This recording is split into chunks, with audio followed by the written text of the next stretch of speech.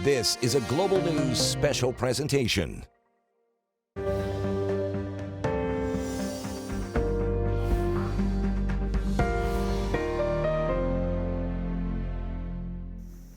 Welcome to Global's Profiles in Courage. I'm Sue Lingo. This is our annual look back at some of the most inspiring Albertans of the year. If you need a lift or even some perspective, these are stories about people who overcame overwhelming health challenges and made a difference doing it. We'll start with a woman who had a lot of our viewers talking this year about how resilient, refreshing, and rare she is. Jan Fletcher almost literally had to pick herself up, dust herself off, and get back in the saddle. He's all fat now. Wager the horse is getting used to his owner's new way of getting around after an accident last fall. He bolted. I couldn't stop him. He's never, and I swear I've had him 13 years, he's never moved that fast in his whole entire life. Jan Fletcher was riding Wager near Elk Island National Park when some bison ran out of the trees, spooking the horse. Jan attempted an emergency dismount. I didn't realize we were going as fast as we were, and I didn't think, oh, I'm going to hit pavement and I'm probably not going to bounce so good. The 62-year-old broke her spine in 6 places and was told she'd likely never walk again. But the most devastating prospect for Jan was never riding again. I've been riding since I was 4 years old. It's your soul. From day one of her rehabilitation at the Glenrose Hospital, Jan made it clear her goal was to get back in the saddle. She did endless core work, but recreational therapist Pam Russ, a horse lover herself, knew Jan would need more. It's just not the same to get your feet in the stirrups, to practice lifting your leg over the horn, all of that. So we figured that, hey, what's the best way to do it but actually bring in the piece of equipment? So Pam brought her saddle to the hospital, and the team incorporated it into Jan's therapy. Yeah, that's awesome. How does that feel? It feels good. Jan never missed a session, even when her dog, Talinka, died a few weeks later. She also never lost her sense of humor, giving each of her paralyzed legs a name. I have Eddie and Freddie. Freddie's generally fairly accommodating. Eddie is such a jerk, like, honestly. Staff say Jan kept the other patients smiling. She's very inspirational. Everybody was always asking Jen, well, how did the saddle go today? When are you going to get back on the horse? 2, 3. This is the second time Jan has been back on Wager since the accident, less than a year ago. Yes. She used to guide the horse with her legs. Now he's learning to listen to her voice. Go, we're turning. Ready for a turn. Jan has explained to Wager her injuries were not his fault. It was her choice to jump off and hers to get back on. Like, you can pull the covers over your head and give up, or you can just push through. Jan spent the holidays in the hospital last year, so this year she was looking forward to bringing Wager a special Christmas breakfast, beets, apples, grain, sprinkled with a crushed candy cane. Well, speaking of sweet, a Camrose kid has found an unexpected group of mentors, and it turns out she's also teaching them about inclusion. Aria Gutman is one little girl with a big impact on an entire junior hockey team. For 6-year-old Arya Gutman, the hockey rink has always been her happy place. The hockey rink was the one place never associated with something that was a bad memory. Arya has been in and out of hospitals since she started having seizures as a baby, and during all kinds of tests and procedures to explain her developmental delays. She was recently diagnosed with a genetic disorder, PAX1. It's so rare, doctors don't know what her future will look like. You know, she's growing at her own pace, really. That's, you know, she learns every day and grows every day. Arya didn't walk until age 4, and she still doesn't speak much, using a device to communicate. But one thing that's never failed to motivate her is hockey. Like your jersey. For years, the family has billeted players for the Camrose Kodiaks, and Arya's always wanted to be just like the boys. I think she sees like how many times hockey players give each other a fist bump after something good happens. So after practice, she just wants to fist bump everybody, and then she'll give us a big smile or even laugh at us. She spends a few hours each week in the arena, helping the team with water bottles, while they help her work on speech and motor skills. It's therapy disguised as fun.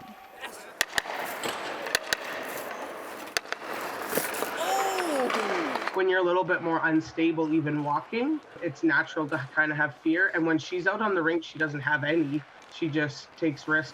Aria's billet brother, Mathieu Gauthier, says he's taught her a few things, but she's taught him a lot more. It's pretty impressive how good a relationship you can build with a lack of words. It definitely can cheer you up when you're feeling down. I've watched boys who aren't as kid-friendly gravitate towards her, and I've always said she's her own form of gravity. As a school principal, Aria's mother knows the importance of inclusion and feels that should go well beyond classrooms. She doesn't need to score a goal, right? She just needs to be welcome in a community that she adores. 1, 2, 3, family! Since that piece aired back in February, Aria has learned to skate, and she can even say a few of the players' names. Her mother told me Aria's story inspired a few families to try new things with their kids. Well, coming up, a unique teacher, how Jenna Hoff is helping newcomers learn English, even though she can't speak much herself. And how this young fashion influencer used the power of social media to raise awareness of the disease that stole her life. Stay with us.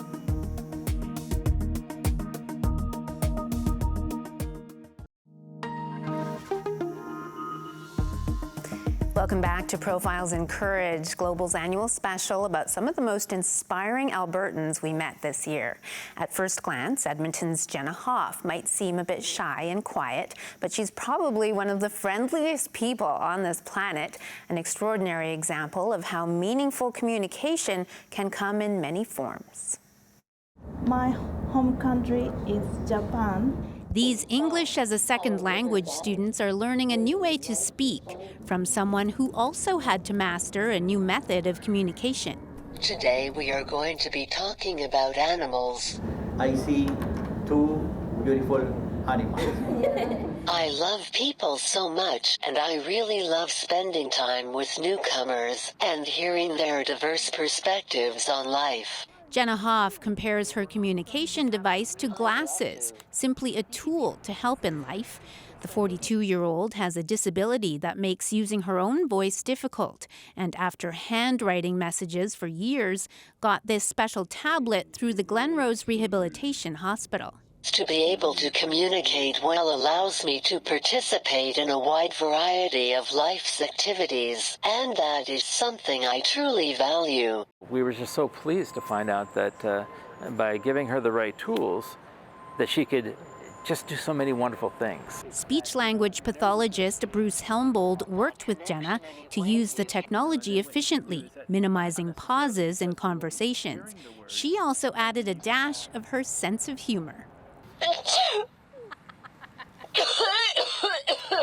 To help Jenna share that sparkling personality despite her changing mobility needs, occupational therapist Matt Fong built a mount to hold up the iPad on her walker. Often with these kinds of devices, some people might only use them in a very small context just to be able to communicate their needs, but Jenna takes it to a whole different level. Jenna is a public speaker at her church, an author, and an advocate for adoption.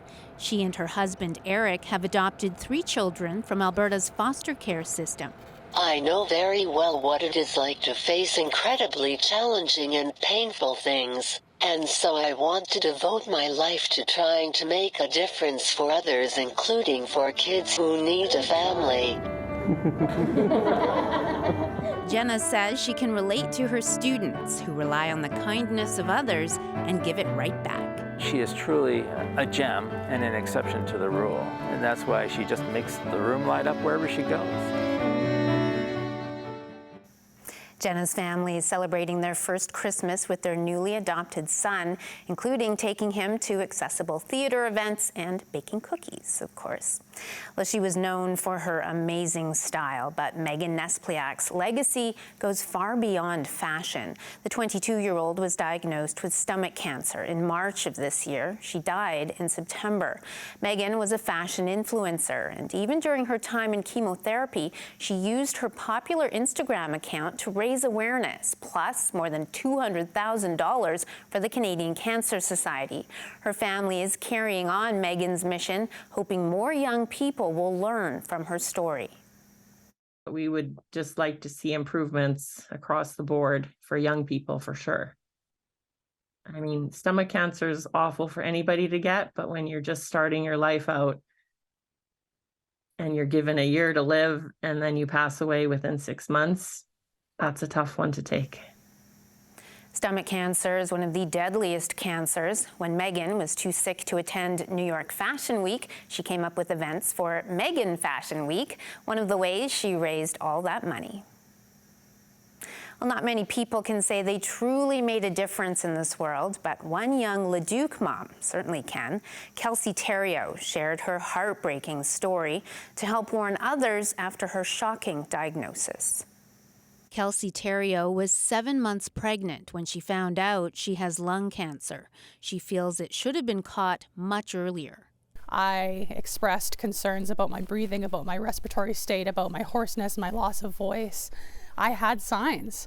Those symptoms, plus a cough, went on for months. It wasn't until she noticed a lump in her neck last fall that Kelsey was screened for cancer. She was told it was stage 4 and had spread from her lungs to her lymph nodes to her brain. And I've never smoked a day in my life. No smoking product, no secondhand smoke. I had no risk factors. And that's the problem. Kelsey suspects if she had a history of tobacco use and was older, her diagnosis might have come sooner.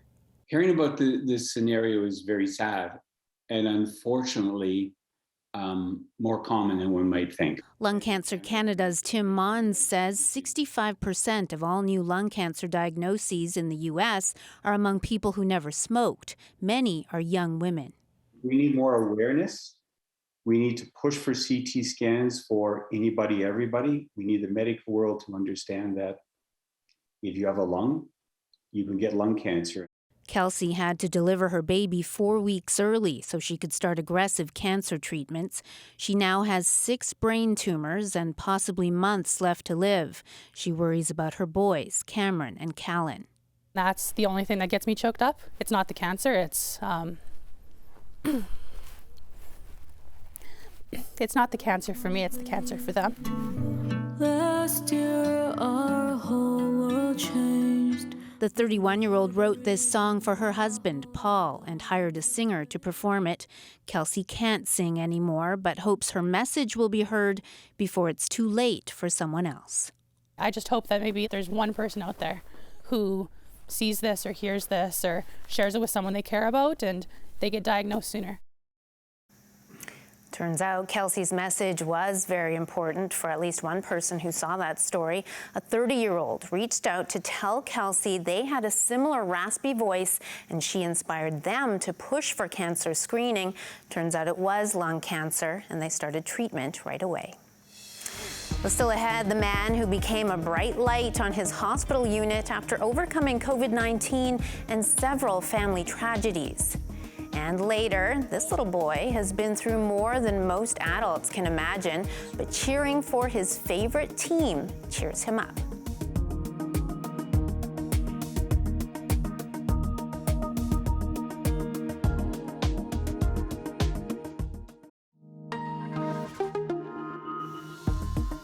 Welcome back. Courage can be defined as strength in the face of pain or grief. One Paddle Prairie man was experiencing both, but Michael Mercury still managed to make his positive energy shine for others.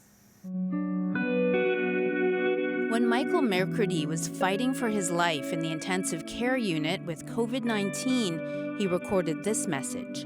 Get vaccinated. Do whatever you can to keep your health because it's your health. Michael wanted to warn everyone about something that nearly killed him. I never wish this on my worst enemy. I don't care who it is. Because what I went through, I never want to see somebody else go through that. COVID came near the end of 2021, a dark year for Michael. In June, his wife Hazel and son Trevor were in a serious car crash. She didn't make it. They phoned me at 5 in the morning and said, your wife's heart stopped, you know, you'll wake up, you're not thinking that, right? And then she passed away the next day, like, and I was so sad. His son was transferred to the Glenrose Hospital, where Michael later joined him for rehabilitation. Despite all his trauma, he was very chatty. He would talk with the other staff. He would talk with the other patients, always in a good mood. He was a light on the unit for a lot of people. Let's put that around each ear and in your nose. When Michael arrived at the Glenrose, his lungs were so weak he could barely move, but he could always laugh. That's why I get smart. You go first. As he gained strength, he was grateful to play games and recreational therapy, offering friendly competitions in crib, cheering on other patients and cheering up his hospital roommate. She used to sing to me, and I used to pray with her every day, both of us. Every day I tell her, if you sing me a song, we'll pray. Glenrose staff will honor the 56-year-old with a Courage Award. You're in the hospital to work on you. If you can help people around you, that's really something impressive and inspiring. Michael made this piece in art therapy.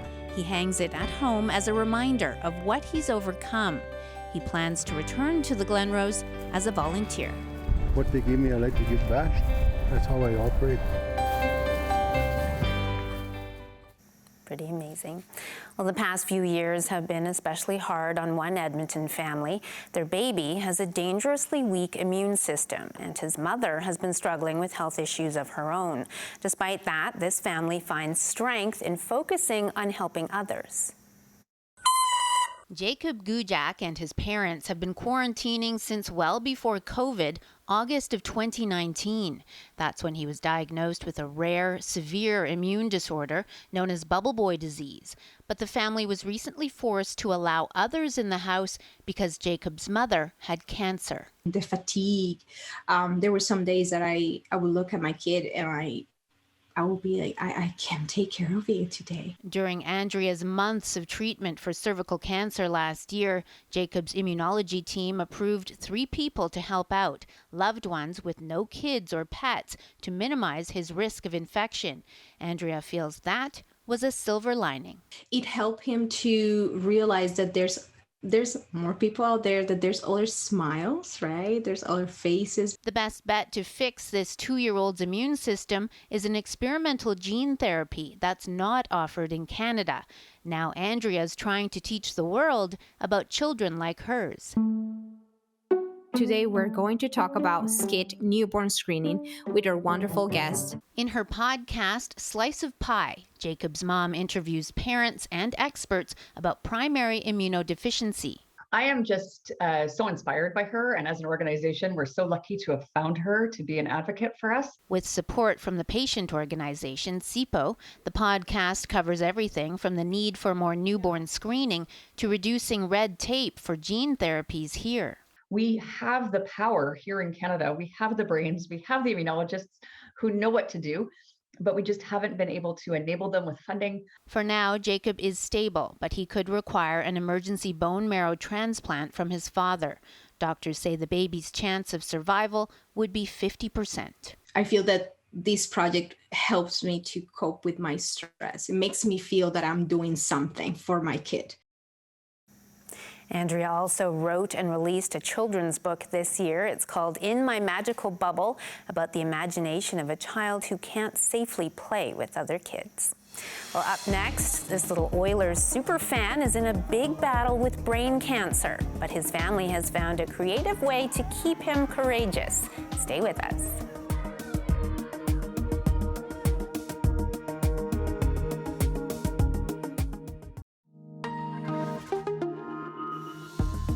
Welcome back to Profiles in Courage. An Edmonton boy is in the fight of his life against an aggressive brain cancer, but he's facing it bravely because his family has found cheering for the Oilers cheers him up.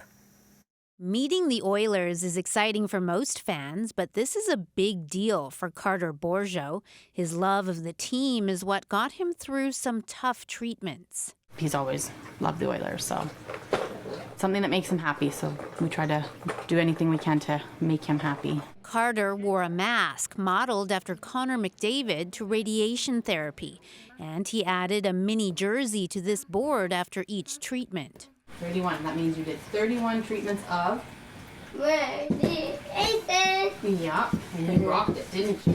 The 6-year-old has DIPG, a highly aggressive brain tumor. It was discovered over the summer after Karter's parents noticed he could only smile on one side of his mouth.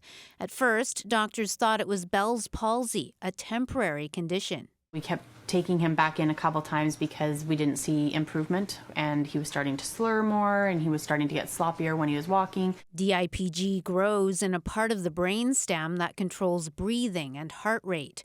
Surgery is too risky, and the cancer's survival rate is near 0. He's not willing to lose those battles, so we're right there with him any way that we can. I mean, you never want your 6-year-old to ask you if he's going to die. He completed his last radiation treatment on his birthday. Now the family is putting their hope in a clinical trial in Washington, D.C., where Karter will have sonodynamic therapy. Delivery of non-invasive MRI-guided focused ultrasound to the tumor produces a burst of light, killing the glioma cells without damaging the normal brain tissue. I hate you, brain cancer. Yeah, we all hate brain cancer. The family is now raising money for the trip and making sure Karter's life is filled with Oilers fun. Yeah, we're just one day at a time and just try to love them as much as we can. Karter's parents hope sharing their story will prevent misdiagnosis for other kids. We wish them all the best. And we wish you a very happy holiday season. Thank you so much for joining us for Profiles in Courage. We hope all these stories touched you as much as they inspired us. Stay well.